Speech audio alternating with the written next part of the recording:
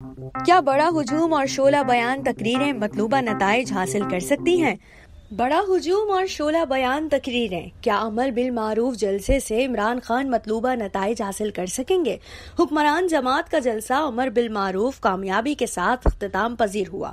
گو کہ اس میں وزیر اعظم شرکا کو کوئی خاص سرپرائز تو نہ دے سکے، لیکن اس جلسے کی کامیابی کا ڈنکا ہر جانب بج رہا ہے۔ عمران خان کے ایک بڑے پاور شو کے بعد یہ سوال ذہن میں آتا ہے کہ کیا بڑا ہجوم اور شعلہ بیان تقاریر سیاسی رہنماؤں کو مطلوبہ ہدف کے حصول میں مددگار ہو سکتی ہیں؟ اگر ماضی میں مارٹن لوتھر کنگ کی یادگار ریلی اور 872 الفاظ کی مشہور تقریر آئی ہیو اے ڈریم کا ذکر کیا جائے تو اس تقریر سے کون واقف نہیں؟ یہ تقریر امریکہ میں نسلی امتیاز کے خاتمے اور سیاہ فام شہریوں کے حقوق پر مبنی تھی۔ تحقیق سے پتہ چلتا ہے کہ سیاسی رہنماؤں کو بڑے ہجوم اور شعلہ انگیز تقاریر سے مطلوبہ نتائج حاصل نہیں ہوئے۔ الیکٹرانک میڈیا پر جلسے کی تشہیر یا موجودہ زمانے میں سوشل میڈیا پر جلسے اور ریلیوں کی تشہیر و ٹرینڈز تو ایک جدید طریقہ ہے، لیکن کہا جا رہا ہے کہ عوام کی بڑی طاقت یا وفاقی دارالحکومت میں پاور شو کسی مقصد کی تکمیل کے لیے کوئی کردار ادا نہیں کر سکتے۔ اس کی ایک مثال قائد اعظم کی تقسیم ہند کے موقف کے خلاف نکلنے والے علامہ مشرقی یعنی عنایت اللہ خان، مولانا مودودی، عطا اللہ شاہ بخاری اور دیگر ہیں۔ ان تمام خطیبوں اور عوام کی بڑی تعداد کو اپنی جانب کھینچنے والوں میں سب سے آگے سید عطا اللہ شاہ بخاری تھے۔ وہ اپنے زمانے کی سب سے زیادہ طاقتور آواز اور با اثر مجلس کے بانیوں میں سے ایک تھے۔ مجلس احرار اسلام ایک ایسی تنظیم تھی ایک آزاد پاکستان کے قیام کی شدید مخالفت کی تھی۔ انہوں نے اس مقصد کی تکمیل کے لیے جوشیلی تقریریں کی۔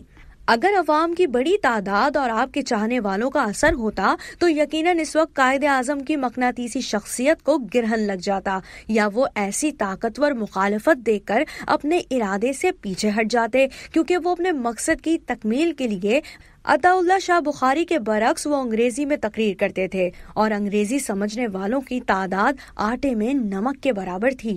عطا اللہ شاہ بخاری کے جلسے اور اس کے شرکا جناح کے بیانیے کو الگ کرنے کی نفی کرتے تھے۔ اگر شرکا کی تعداد سے کچھ ہوتا تو آج ہمارے پاس ایک علیحدہ آزاد وطن نہ ہوتا۔ تاریخ کے اوراق کی ورق گردانی کریں تو اندازہ ہوتا ہے کہ انگریزوں اور جناح مخالف ریلیوں سے جناح گھبرا جاتے تو آج تقسیم ہند کا خواب ایک خواب ہی ہوتا۔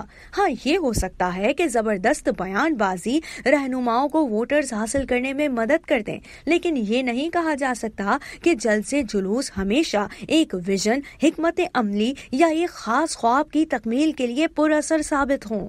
عطا اللہ شاہ بخاری ہندوستان بھر میں اپنے بے مثال حوصلہ افزا خطبات کے لیے جانے جاتے تھے۔ ان کے خطبات سننے لوگ دور دراز علاقوں کا سفر کرتے تھے۔ اس حقیقت کے باوجود ان دنوں ذرائع ابلاغ کے مؤثر ذرائع نہ تھے۔ عطا اللہ شاہ بخاری نے لفظوں سے بے پناہ شہرت حاصل کی تھی۔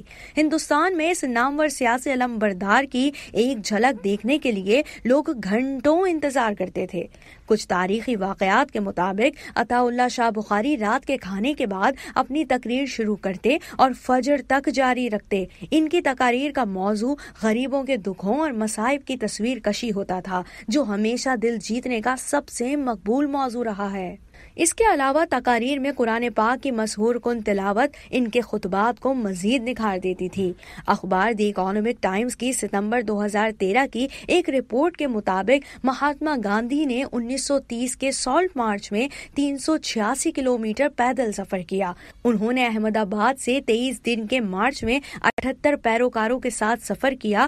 برطانیہ کے سالٹ ایکٹ 1882 نے ہندوستانیوں کو نمک جمع کرنے یا بیچنے سے منع کر دیا تھا۔ برطانیہ نے اس وقت شہریوں کو اپنے برطانوی حکمرانوں سے اہم معدنیات خریدنے پر مجبور کیا تھا۔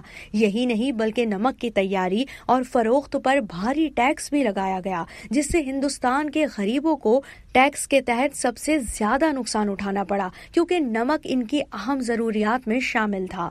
گاندھی نے مارچ کے 60,000 سے بڑے مجمع سے نمک کی لاٹھی پکڑے خطاب کیا، جن میں سے ہزاروں لوگوں کو قانون کے خلاف ورزی اور سول نافرمانی ایکٹ کے تحت گرفتار کر لیا گیا تھا۔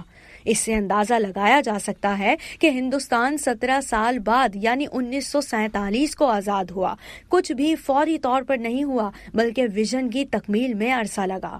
پاکستان بننے اور پھر مارشل لا اور جمہوریت کے نفاذ کے دوران معروف بھارتی میڈیا ہاؤس اکنامک ٹائمز اور پاکستان کے معروف اخبارات نے رپورٹ کیا کہ دسمبر 1985 میں پاکستان میں مارشل لا کے ہٹائے جانے کے بعد بے نظیر بھٹو کی وطن واپسی پر پیپلز پارٹی کے تقریباً 30 لاکھ حامیوں نے ان کا استقبال کیا۔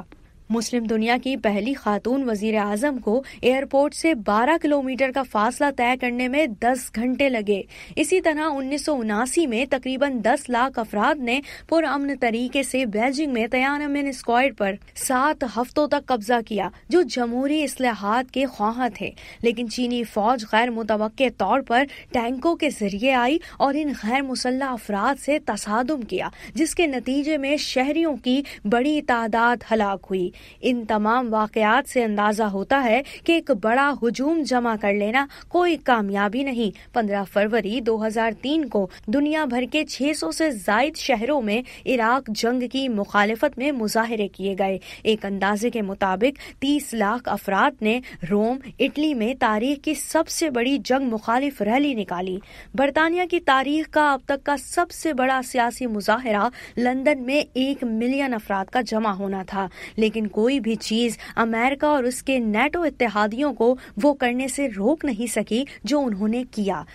عمران خان کے امر بالمعروف جلسے کے بارے میں آپ کی کیا رائے ہے؟ کیا آپ کے نزدیک یہ عمران خان کی حکومت کو موجودہ سیاسی بحران سے نکال سکے گا؟ ہمیں کامنٹ سیکشن میں ضرور بتائیے۔